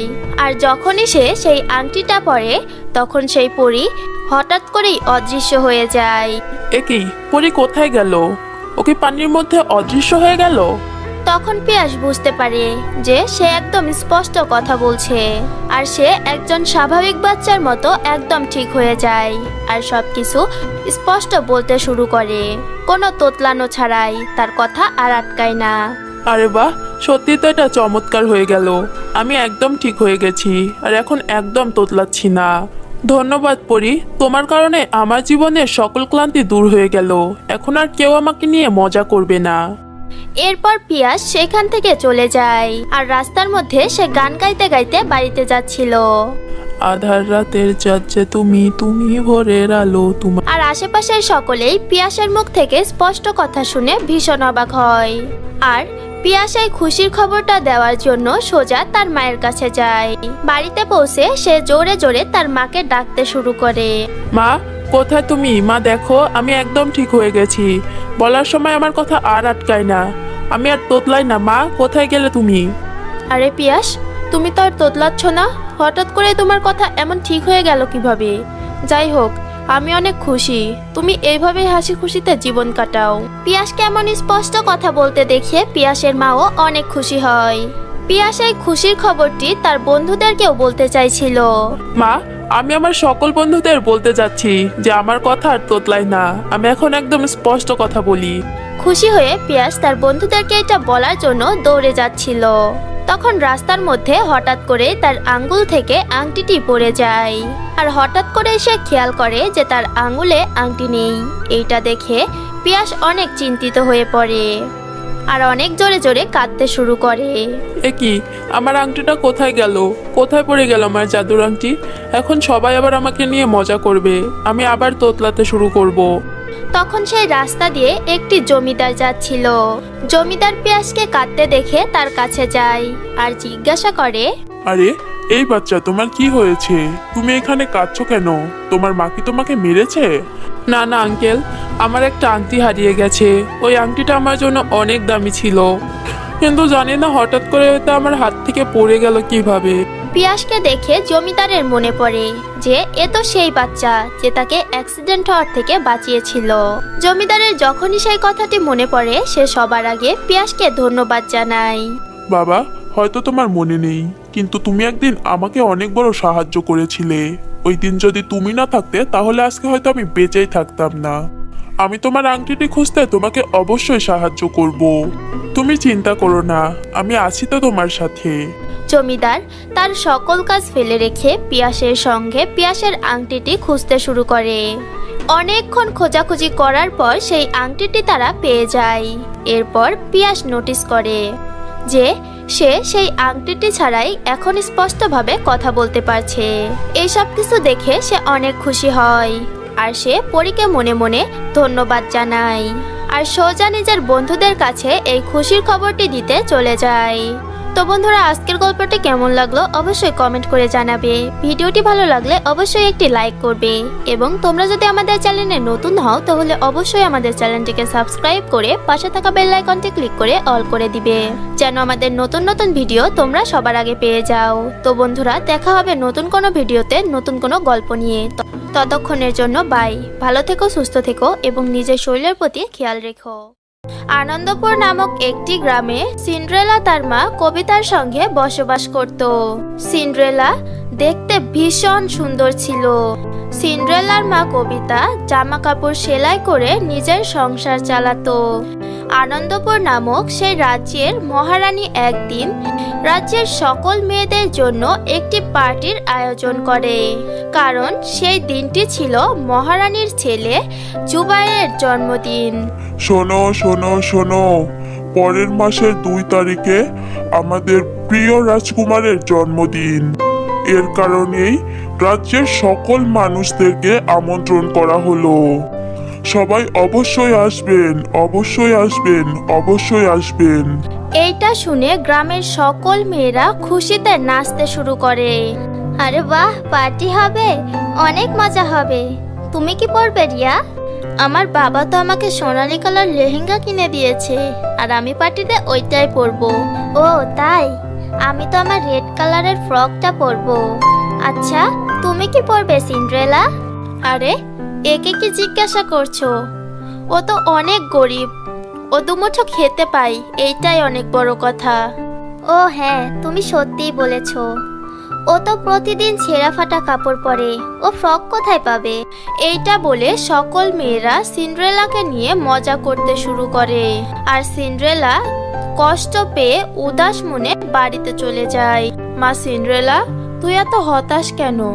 রাজমহলে পার্টি হবে, এইটা শুনে কি তুই খুশি নস? নাকি তুই যেতে চাস না? তুই মহারানীর আদেশ ফেলতে পারিস না, তোকে পার্টিতে যেতেই হবে। কিন্তু মা, আমি কিভাবে যাব? ওই পার্টিতে আমার ফ্রেন্ডরা কত সুন্দর সুন্দর পোশাক পরে আসবে, কিন্তু আমার কাছে তো কিছুই নেই। আমি কি পরে যাব বলো? আরে হ্যাঁ, এটা তো আমি ভাবিনি। কিন্তু সিন্ড্রেলা, তুই চিন্তা করিস না, আমি তোর জন্য নতুন একটা ফ্রক বানিয়ে দেব। কিন্তু ফ্রক বানানোর জন্য সিন্ড্রেলার মা কবিতার কাছে কাপড় ছিল না। এখনো সিন্ড্রেলা ভীষণ হতাশ হয়ে আছে, আর তার মাও তাকে খুশি করতে পারছিল না। উদাস মনে সিন্ড্রেলা ঘুমিয়ে পড়ে। এরপর সিন্ড্রেলা সকালবেলায় উঠে প্রতিদিনের মতো নদীর কিনারায় খেলতে চলে যায়। সিন্ড্রেলার গাছপালা পশু পাখি ভীষণ পছন্দ ছিল, সে এই সবগুলোকে খুব ভালোবাসতো। সিন্ড্রেলা গাছপালা পশু পাখি এবং নদ নদীর সঙ্গে প্রচুর খেলা করে। কোনো সময় কোনো কারণে যদি সিন্ড্রেলা হতাশ হয় তাহলে সে নদীর কিনারায় চলে যায় এবং গাছপালা পশু পাখি এবং নদীর সঙ্গে সময় কাটায়। আমার প্রিয় বন্ধুরা, তোমাদের সঙ্গে সময় কাটিয়ে আমার খুব ভালো লাগে। এইটা বলে সিন্ড্রেলা বটগাছের ছায়াতে বসে পড়ে। এখানে কত আরাম লাগছে, ঠান্ডা ঠান্ডা বাতাস বইছে, আমার তো খুব ভালো লাগছে। আরে, মহারানীর পার্টিও তো আসতে চলেছে, ওই দিন আমি কি পরবো? এইটা বলে সিন্ড্রেলা জোরে জোরে কাঁদতে শুরু করে। না, এইটা হতে পারে না। যে বাচ্চাকে সবাই খুশি রাখে, সে আজ থাকতে পারে না। সিন্ড্রেলা আমার জায়গায় বসে আলাদা করে শান্তি খুঁজে পায়। আমাকে কিছুতেই কাটাতে পারে না। কে আছে এখানে? পেছনে তাকাও, আমি বটগাছ, আর আমি কথা বলছি। গাছ? সত্যি তুমি বলছো? কিন্তু তুমি কিভাবে কথা বলতে পারো? ভয় পেও না, আমি কোনো সাধারণ গাছ না। আমি একটি জাদুর গাছ। আমি হাজার বছর ধরে জগতে আছি। আমি তোমাকে এই জঙ্গলের গাছপালা, নদ-নদীর সঙ্গে মেলা করে দেব। তাদের ভালোবাসা জানতে, তাদের সঙ্গে শাসনটা আর আজ তোমাকে এইভাবে কাঁদতে দেখে আমার একদম সহ্য হচ্ছে না। বলো আমাকে, তুমি কেন কাঁদছো? আর কিসের এত কষ্ট? না, কোনো কথা নেই গাছ, আমি তোমাকে হয়রানি করতে চাই না। না, আমাকে বলো, আমি সারাদিন এই জঙ্গলে বসে থাকি। আমার কত বড় কাজ থাকে। এখন বলো, যে মেয়েটি এতদিন থেকে আমার খুশি করে আসছে, আমি তাকে কিভাবে সাহায্য করতে পারি? গাছ, মহারানীর মহলে যে পার্টি হবে ওই পার্টিতে গ্রামের সকল মেয়েরা অনেক সুন্দর সুন্দর পোশাক পরে যাবে, কিন্তু আমার কাছে তো পরিধান করার জন্য কোনোই ভালো কাপড় নেই। আপনি কি আমাকে একটি ভালো ফ্রক দিতে পারেন? মেয়ে, আমি তোমাকে ফ্রক দিতে পারবো না ঠিকই, কিন্তু রেশমের একটি কাপড় দিতে পারবো। এই রেশমের কাপড় দিয়ে তুমি তোমার জন্য তোমার পছন্দ মতো একটা ফ্রক বানিয়ে নেবে। আরে বাহ, এটা তো অনেক ভালো কথা। আমি আমার মাকে বলে এই কাপড়টা দিয়ে অনেক সুন্দর একটি ফ্রক বানিয়ে নেব। সিন্ড্রেলা সেই বটগাছ থেকে পাওয়া রেশমের কাপড়গুলো নিয়ে তার মায়ের কাছে যায়। আরে এত দামি রেশমের কাপড়, এটা তুই কোথায় থেকে পেলি? মা, এই কাপড় আমাকে জাদুর বটগাছ দিয়েছে। তুমি এইটা দিয়ে আমাকে সুন্দর একটি ফ্রক বানিয়ে দাও। এই কাপড় সত্যিই অনেক দামি। এইটা দিয়ে আমি তোর জন্য অনেক সুন্দর একটি ফ্রক বানিয়ে দেব সিন্ড্রেলা, কিন্তু তার জন্য আমার কিছুটা সময় লাগবে সিন্ড্রেলা। এরপর সিন্ড্রেলার মা পুরো 4 দিন পরিশ্রম করে সিন্ড্রেলার জন্য সেই রেশমের কাপড় দিয়ে অনেক সুন্দর একটি ফ্রক তৈরি করে দেয়। পার্টিতে যাওয়ার জন্য সেই রাতে সিন্ড্রেলা তৈরি হচ্ছিল। আরে বাহ মা, এটা সত্যিই অনেক সুন্দর। আরে বাহ সিন্ড্রেলা, তোকে সত্যিই অনেক সুন্দর লাগছে। আমার ছোট্ট রানী, একদম পরীর মতো লাগছে, কারো যেন নজর না লাগে। আমার স্বপ্নের রাজকুমারী, রাজকুমারের জন্মদিনে যাওয়ার জন্য এখন তুমি একদম তৈরি। থ্যাংক ইউ মা, আমাকে এত সুন্দর করে রেডি করার জন্য। যখনই সিন্ড্রেলা বাড়ি থেকে বাইরে বের হয় তখন সে দীর্ঘ একটি শ্বাস নেয়। ঠিক তখন আকাশে চকচক করা চাঁদটি সিন্ড্রেলাকে দেখছিল। আরে বাহ, সত্যিই তো অনেক সুন্দর মেয়ে এটা। আর এই ফ্রকটা ওই শরীরে অনেক সুন্দর লাগছে, সত্যি অনেক সুন্দর। আমি তো আজ পর্যন্ত এমন সুন্দর ফ্রক কোথাও দেখিনি। কত সুন্দর আর চকচক করছে, আমার থেকেও বেশি চকচকে। এইটা বলে চাঁদ সিন্ড্রেলার ওপর তারার বৃষ্টি ছড়ায়। যখন সিন্ড্রেলা পার্টিতে পৌঁছায় তখন সবার নজর শুধু সিন্ড্রেলার ওপরেই থাকে। কেউ সিন্ড্রেলার ওপর থেকে চোখ সরাতেই পারে না। কে এই মেয়ে? কত সুন্দর লাগছে ওকে। কি? আরে এ তো সিন্ড্রেলা, চিনতে পারছিস না?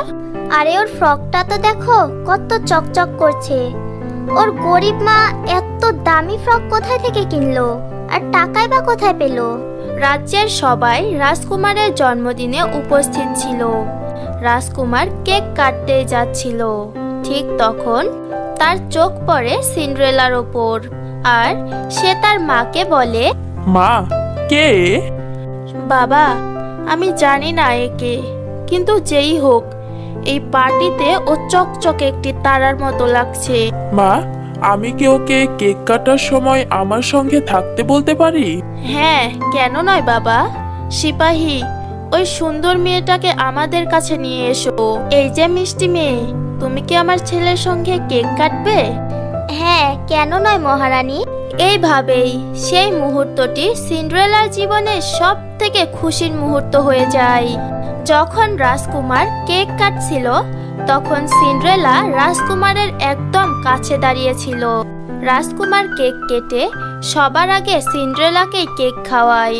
সেই দিন থেকেই রাজকুমার এবং সিন্ড্রেলার মধ্যে বন্ধুত্ব হয়ে যায়।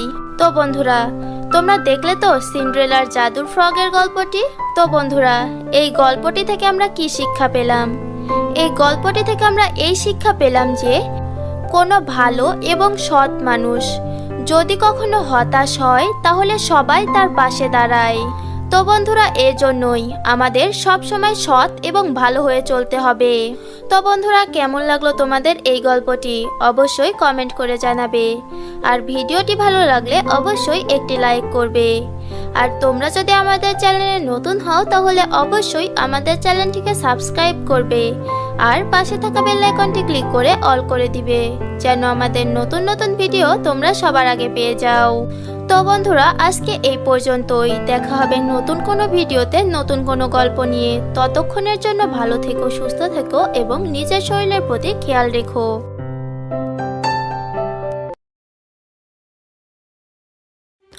অনেক দিন আগের কথা। কোনো একটি গ্রামে সজিতা নামের একটি মহিলা বসবাস করত। সজিতা দেখতে বেশি সুন্দর ছিল না, কিন্তু তার ছেলের বউ নির্মলা দেখতে ভীষণ সুন্দর ছিল। নিজের সৌন্দর্যতার অহংকারে নির্মলা সবসময় তার শাশুড়ি মাকে অপমান করত। অন্যদিকে সে তাকে দিয়ে বাড়ির সকল কাজ করাতো। সজিতা সহজ সরল একজন মহিলা ছিল। এর কারণে সে তার বৌমার সকল অত্যাচার সহ্য করত। এরপর একদিন সজিতার সঙ্গে দেখা করার জন্য তার কিছু বান্ধবী তাদের বাড়িতে আসে। সজিতা রান্নাঘরে গিয়ে সেসব মহিলাদের জন্য নাস্তা তৈরি করছিল, কিন্তু তখন সেখানে নির্মলা চলে আসে। আরে মা, এসব কি? আর আপনি এতগুলো নাস্তা কার জন্য বানাচ্ছেন? বৌমা, আমার কিছু বান্ধবী এসেছে, আমি ওদের জন্য এই নাস্তাগুলো তৈরি করছি। হাই আল্লাহ, আপনি তো দেখছি পুরো বাড়িটা শেষ করার জন্য উঠে পড়ে লেগেছেন। এইসব নাস্তা বানানোর কোনো প্রয়োজন নেই, যান, বেরিয়ে যান এখান থেকে। এমনভাবেই অপমান করে নির্মলা সজিতাকে রান্নাঘর থেকে বের করে দেয়। সজিতাকে দেখে তার বান্ধবীরা সকল কথা বুঝতে পারে। তখন নির্মলা সজিতার বান্ধবীদেরকে অপমান করতে শুরু করে। যান, বেরিয়ে যান আপনারা এখান থেকে।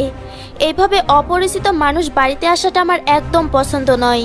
নির্মলার মুখ থেকে এমন ধরনের কথা শুনে তারা সবাই চুপচাপ সেখান থেকে বেরিয়ে যায়। আর নিজের বান্ধবীদের অপমানিত হতে দেখে সজিতার ভীষণ খারাপ লাগে, কিন্তু নিজের অত্যাচারী বৌমার ভয়ে সেই বেচারি কিচ্ছুই বলতে পারে না। এইভাবেই বেশ কয়েকদিন কেটে যায়। তারপর একদিন, মা, বাড়িতে যা জালের কাঠ ছিল তার সবগুলো ফুরিয়ে গেছে। আপনি তো জানেনই আমার সকাল সকাল গরম পানি দিয়ে গোসল করার অভ্যাস।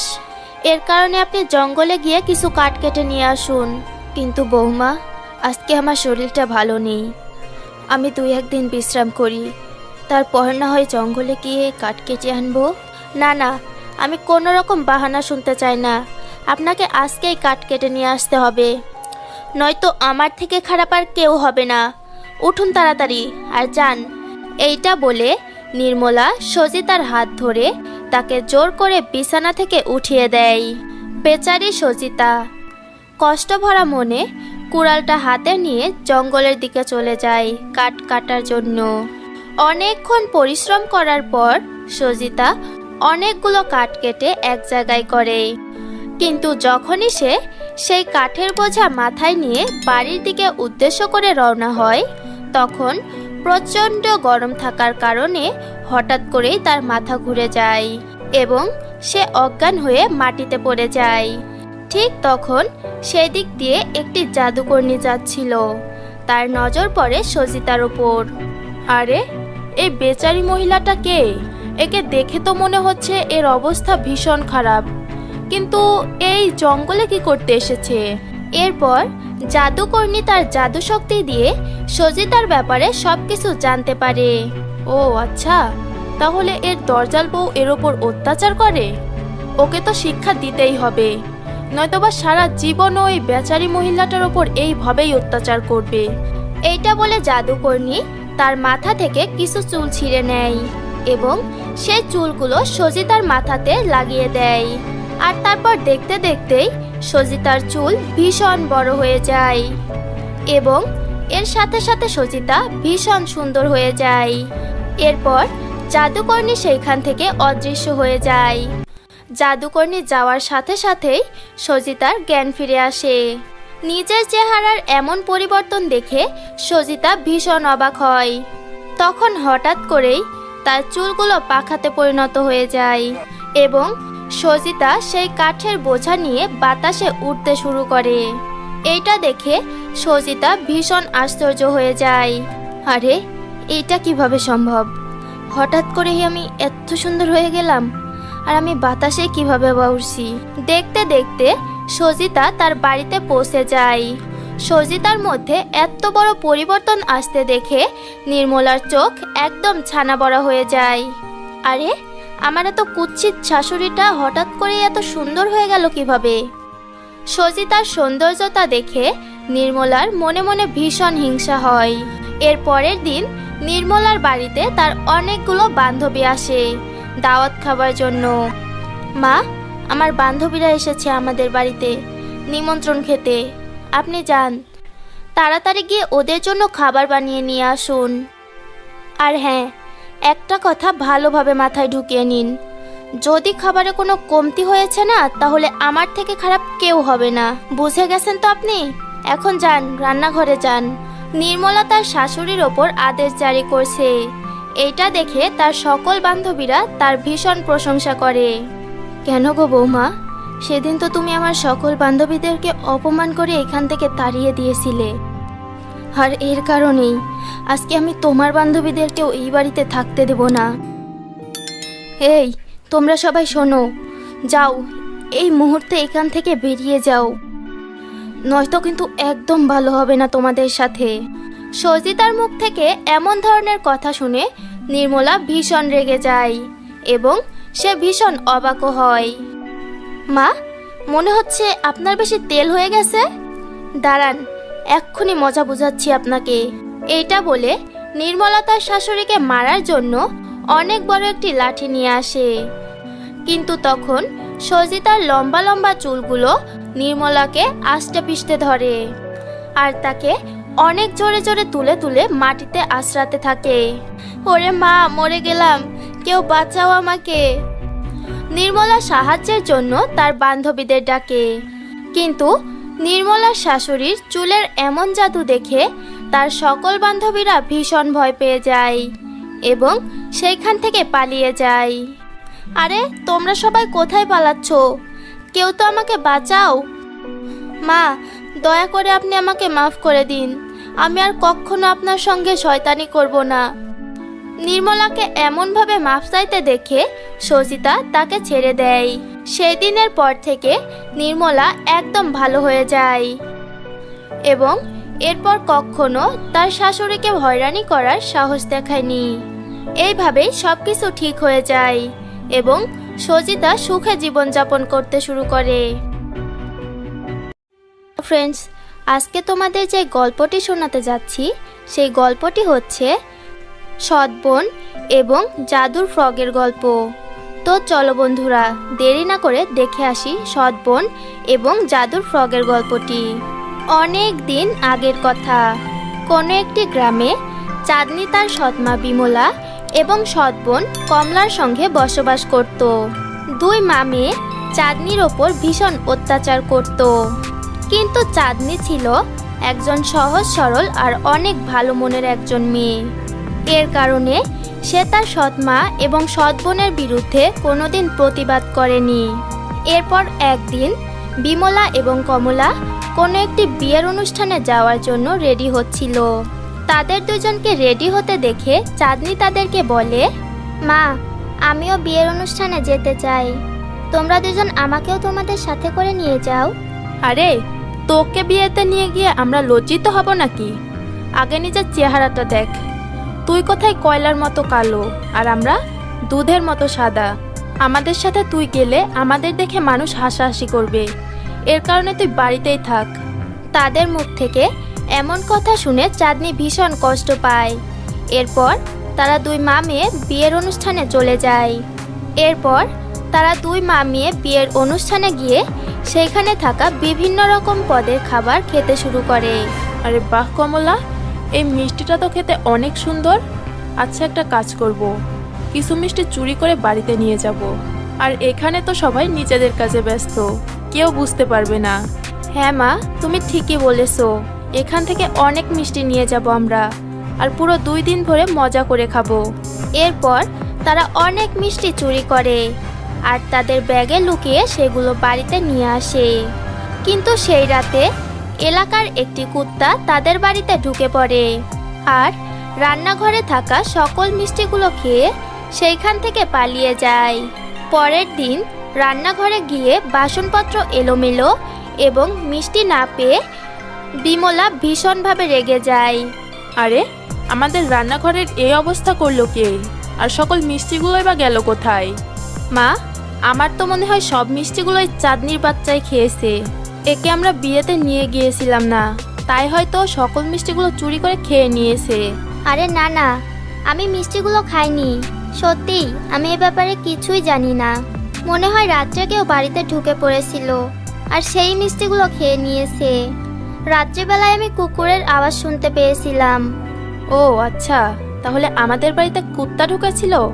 আচ্ছা ঠিক আছে, আজ থেকে তুই দরজার সামনে ঘুমাবি, যেন দ্বিতীয়বার আর কোনো কুত্তা আমাদের বাড়িতে ঢুকতে না পারে। কিন্তু আপু, এখন তো ঠান্ডার মৌসুম, আমি বাইরে ঘুমালে তো আমি অসুস্থ হয়ে পড়ব। আমার মেয়ে একদম ঠিক কথা বলছে। তুই অসুস্থ হ নাকি মরে যা, এতে আমাদের কোনো কিছু যায় আসে না। আজ থেকে তুই বাড়ির বাইরে ঘুমাবি আর বাড়ি পাহারা দিবি। বুঝতে পারলি কথাটা? এখন যা এখান থেকে। সেই দিন থেকে চাঁদনিকে তার সৎ বোন এবং তার সৎ মা বাড়ির বাইরে ঘুমোতে দিত।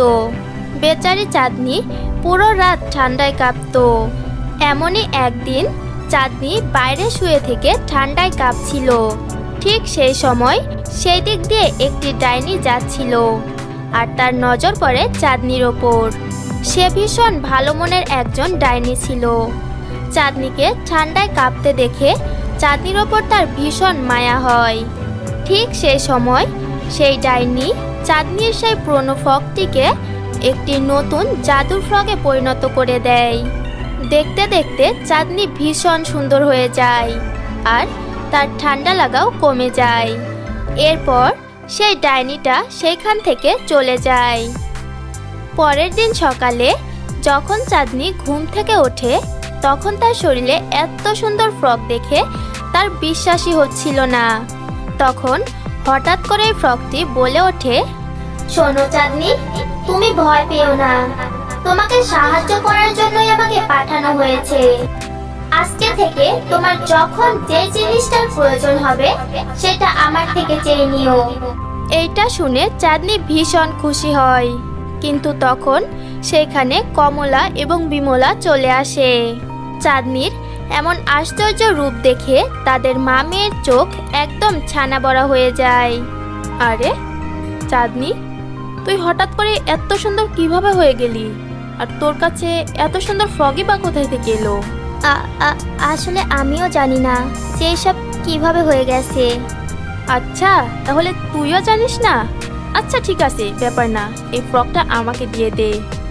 না, কখনোই না, আমি এই ফ্রকটা তোমাকে কিছুতেই দেব না।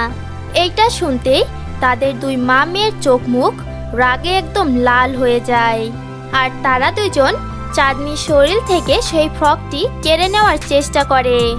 কিন্তু হঠাৎ করেই তখন তাদের দুজনের শক লাগতে শুরু করে আর তারা দুইজন অনেক দূরে মাটিতে গিয়ে পড়ে। ওরে মা, মরে গেছি। আমার তো হাতটাই ভেঙে গেছে মনে হচ্ছে। মা, আমার মাজাটাই ভেঙে গেছে। ভালো করে শোনো, যদি আজকের পর তোমরা দুজন চাঁদনিকে কোনো কষ্ট দাও না, তাহলে তোমাদেরকে একদম জানে মেরে ফেলবো। একটা কথা ভালোভাবে মাথায় ঢুকিয়ে নাও, আজ থেকে চাঁদনি এবারের মালকিন, আর তোমরা দুজন শুধুমাত্র চাকরানি হয়ে চাঁদনির সেবা করবে।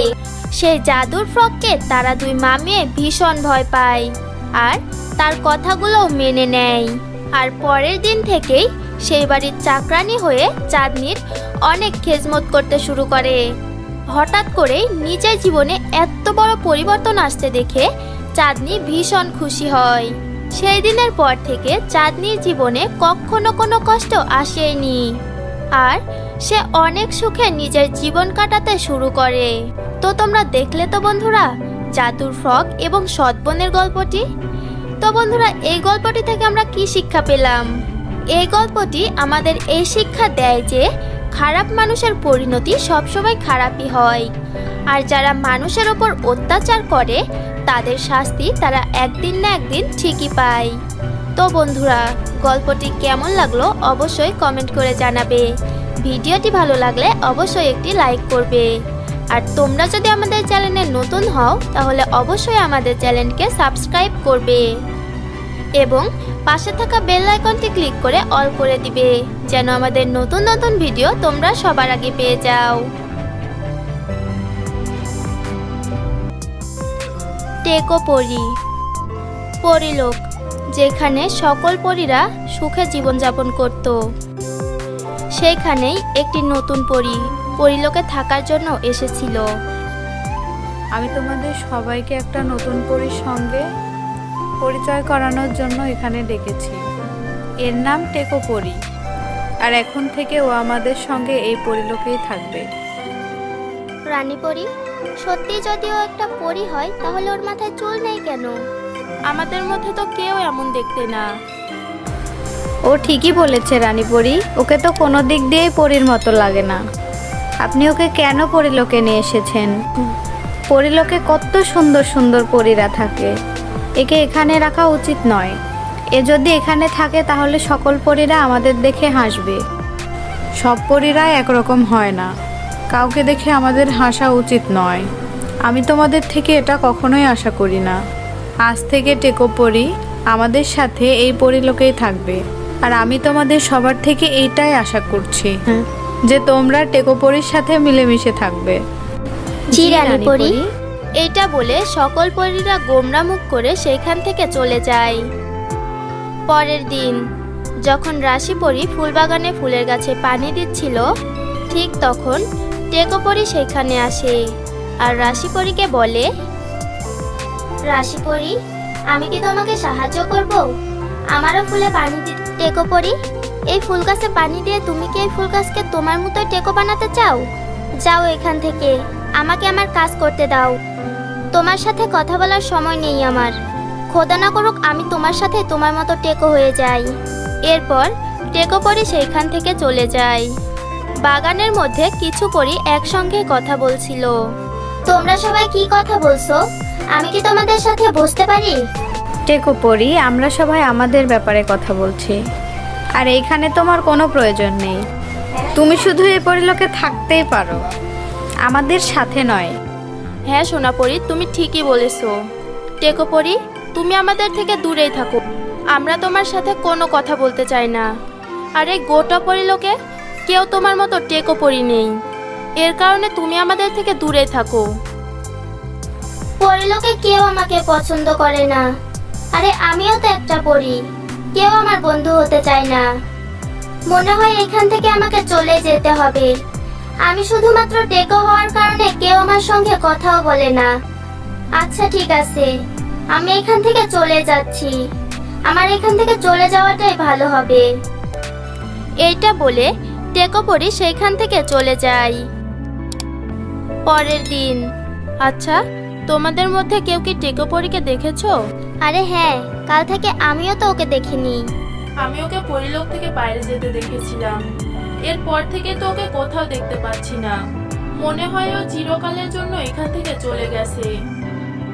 ও কোথায় যেতে পারে? আমার তো ভীষণ ভয় লাগছে, জানি না একা ও কোথায় চলে গেল। সত্যি, আমরা ওর সঙ্গে কত খারাপ ব্যবহার করেছি। ও আমাদের কাছে কতবার এসেছে, কিন্তু প্রত্যেকবার আমরা ওকে অপমান করে তাড়িয়ে দিয়েছি। হ্যাঁ, আমরা ওর সঙ্গে ঠিক করে কথাও বলিনি। ওর সঙ্গে এমন করা আমাদের উচিত হয়নি। যাই হোক না কেন, সে তো একটা পরী, আর আমরা পরী হয়ে ওর সঙ্গে এমন ব্যবহার কিভাবে করলাম? কিন্তু এখন আমরা কি করব? টেকো পরীকে কোথায় খুঁজবো? আর আমরা তো জানিও না যে ও কোথায় চলে গেছে। হ্যাঁ, তোমরা ঠিকই বলেছো। এখন আমাদের রানী পরীর কাছে যাওয়া উচিত। এখন একমাত্র ওই আছে যে আমাদের সাহায্য করতে পারে। এইটা বলে সকল পরীরা রানী পরীর কাছে যায়। রানী পরী, রানী পরী, কি হয়েছে? তোমরা সকল পরীরা এত হতাশ কেন? রানী পরী, আমরা টেকো পরীর সঙ্গে অনেক খারাপ ব্যবহার করেছি। হয়তো এর কারণেই ও এই পরিলোক ছেড়ে চলে গেছে। রানী পরী, আমাদের মাফ করে দিন, আমাদের অনেক বড় ভুল হয়ে গেছে। হ্যাঁ রানী পরি, আমরা অনেক বড় ভুল করেছি। আমাদের কাউকে নিয়ে এমন মজা করাটা ঠিক হয়নি। রানী পরী, আপনি টেকো পরীকে ফিরিয়ে নিয়ে আসুন। এরপর আমরা কখনো এমনটা করব না। আমার খুব ভালো লাগলো এটা দেখে যে তোমরা সকল পরীরা নিজেদের ভুল বুঝতে পেরেছো আর এরপর তোমরা কখনো এমনটা করবে না। আর হ্যাঁ, টেকো পরী কোথাও যায়নি, ও এইখানেই আছে আমার কাছে। টেকো পরী, এইখানে এসো। তখন টেকোপরি সেইখানে আসে। কিন্তু এটা কি, কিভাবে হলো এটা? টেকোপরির অনেক সুন্দর এবং অনেক লম্বা লম্বা চুল হয়েছিল, যার কারণে ওকে অনেক সুন্দর লাগছিল। টেকোপরি, তোমার তো চুল গজিয়েছে আর এখন তো তোমাকে অনেক সুন্দর লাগছে দেখতে, কিন্তু এইটা কিভাবে সম্ভব? রানীপরি, এটা কিভাবে হলো? টেকো পরী কখনো টেকো ছিলই না। টেকো পরীর কাছে জাদুর শক্তি আছে, যেটার সাহায্যে ও যখন যেমন ইচ্ছা তেমন হতে পারে। আর ও আমাদের সবার কাছে টেকো সেজে এই জন্যই ছিল যে যেন ও তোমাদের সবাইকে বোঝাতে পারে যে পৃথিবীতে সব রকমের মানুষই বসবাস করে। আমাদের কখনো কাউকে নিয়ে মজা করা উচিত নয়। টেকোপরি, আমাদের মাফ করে দাও। আমরা সবাই তোমার সঙ্গে অনেক খারাপ ব্যবহার করেছি। আমরা বুঝতে পেরেছি যে আমাদের কখনো কারোর সঙ্গে খারাপ ব্যবহার করা উচিত নয়। আমি কখনোই অসন্তুষ্ট নই তোমাদের ওপর। বলতে পারো আমি অনেক খুশি হয়েছি, কারণ আমি তোমাদের যেটা বোঝাতে চেয়েছিলাম তোমরা সেটা বুঝতে পেরেছো যে আমাদের কখনো কাউকে নিয়ে মজা করা উচিত নয়। হ্যাঁ টেকোপরি, এরপর থেকে তুমি সবসময় আমাদের সাথেই থেকো। হ্যাঁ টেকোপরি, এখন চলো আমাদের সাথে, আমরা তোমাকে পুরো পরিলোক ঘুরে দেখাবো। হ্যাঁ, এখন তোমরা সবাই আমার বন্ধু। এখন চলো আমরা গিয়ে পুরো পরিলোক ঘুরে দেখি। হ্যাঁ টেকোপরি, এখন তুমি আমাদের সবার বন্ধু। এরপর সকল পরীরা একসঙ্গে মিলেমিশে থাকতে শুরু করে। তো বন্ধুরা, এই গল্পটি থেকে আমরা এইটাই শিখতে পারলাম যে আমাদের কখনো কাউকে নিয়ে মজা করা উচিত নয়। তো বন্ধুরা, ভিডিওটি ভালো লাগলে অবশ্যই একটি লাইক করবে, আর গল্পটি তোমাদের কেমন লাগলো অবশ্যই কমেন্ট করে জানাবে। আর হ্যাঁ, তোমরা যদি আমাদের চ্যানেলে নতুন হও তাহলে অবশ্যই আমাদের চ্যানেলটিকে সাবস্ক্রাইব করবে এবং পাশে থাকা বেল আইকনটি ক্লিক করে অল করে দিবে, যেন আমাদের নতুন নতুন ভিডিও তোমরা সবার আগে পেয়ে যাও। পরীর জাদুর ব্রেসলাইট।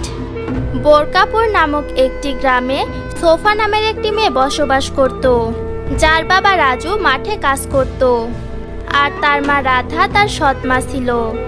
আর রাধার নিজের একটি মেয়েও ছিল, রাখি, যে দেখতে সোফার থেকে অনেক সুন্দর ছিল। প্রতিদিনের মতো সোফার বাবা রাজু বাইরে চলে যায় তার কাজের জন্য। রাধা তার দুই মেয়ের মধ্যে কোনো রকম পার্থক্য করত না। পরের দিন রাখির জন্মদিন ছিল, আর তার মা রাধা তার সকল আত্মীয়দের জন্মদিনে আসার জন্য নিমন্ত্রণ জানায়। রাখির জন্মদিনে রাখির মাসি সুমিত্রাও আসে। সুমিত্রা দুই মেয়েকে দেখে তার বোন রাধাকে বলে,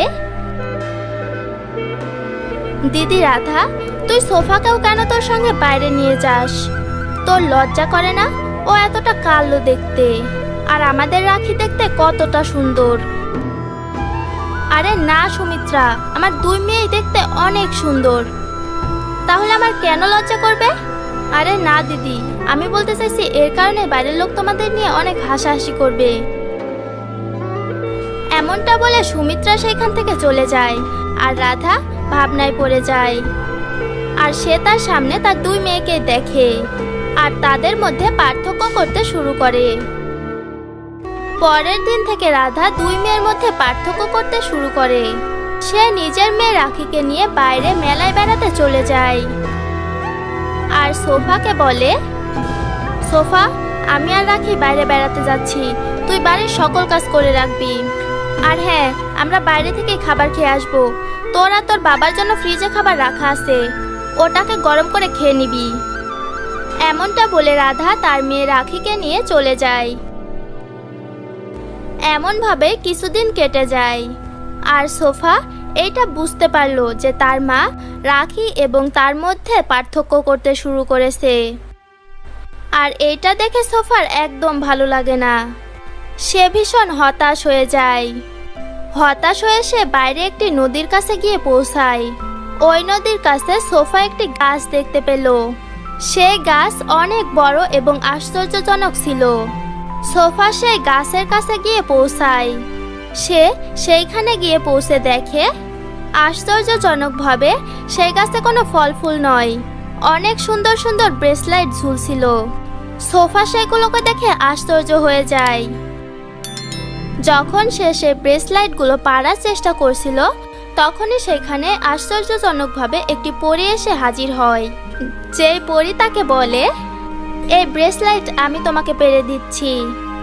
সেই পরী তাকে অনেক সুন্দর একটি ব্রেসলাইট পেরে দেয় আর বলে, তুমি হতাশ হয়ো না, এই ব্রেসলাইট তোমার সকল সমস্যা সমাধান করে দেবে। এই ব্রেসলাইটের মাধ্যমে তুমি অনেক সাহায্য পাবে। কিন্তু কিভাবে পরী? পরী সোফার দিকে তাকিয়ে মুচকি হাসে এবং সেখান থেকে চলে যায়। বাড়িতে গিয়ে সোফা সেই ব্রেসলাইটটা পরে নেয়। তারপর সে দেখে যে সে দেখতে অনেক সুন্দর হয়ে গেছে। এর মধ্যে তার ছোট বোন রাখি তার ঘরে চলে আসে। আরে দিদি, তুমি এত সুন্দর কিভাবে হয়ে গেলে? সোফা রাখিকে বলতে যাচ্ছিল, এর মধ্যেই তার মা রাধা সেখানে চলে আসে। সে তার বড় মেয়ে সোফাকে দেখে আশ্চর্যভাবে চমকে যায় আর বলে, মা সোফা, তুই এত সুন্দর হয়ে গেলে কিভাবে? তারপর সোফা পেছনে ঘটে যাওয়া সকল ঘটনা তার মাকে মনে করিয়ে দেয়, যে কিভাবে সে তার দুই মেয়ের মধ্যে পার্থক্য করতে শুরু করেছিল। তারপর সেই পরী এবং সেই গাছের ব্যাপারেও তাকে খুলে বলে। সোফার কথা শুনে রাধা মনে মনে ভাবে যে সে সুমিত্রার কথা শুনে তার দুই মেয়ের মধ্যে পার্থক্য করতে শুরু করেছিল, যেটা ছিল মস্ত বড় ভুল। আমাকে মাফ করে দে সোফা, আমি আমার বোনের কথা শুনে আমার দুই মেয়ের মধ্যে পার্থক্য করতে শুরু করেছিলাম। আমার অনেক বড় ভুল হয়ে গেছে। আমার জন্য তো আমার দুই মেয়েই অনেক সুন্দর। এখন আমি আমার ভুলটা বুঝতে পেরেছি। তারপর তারা তিনজনে মিলে খুব সুখে জীবনযাপন করতে শুরু করে।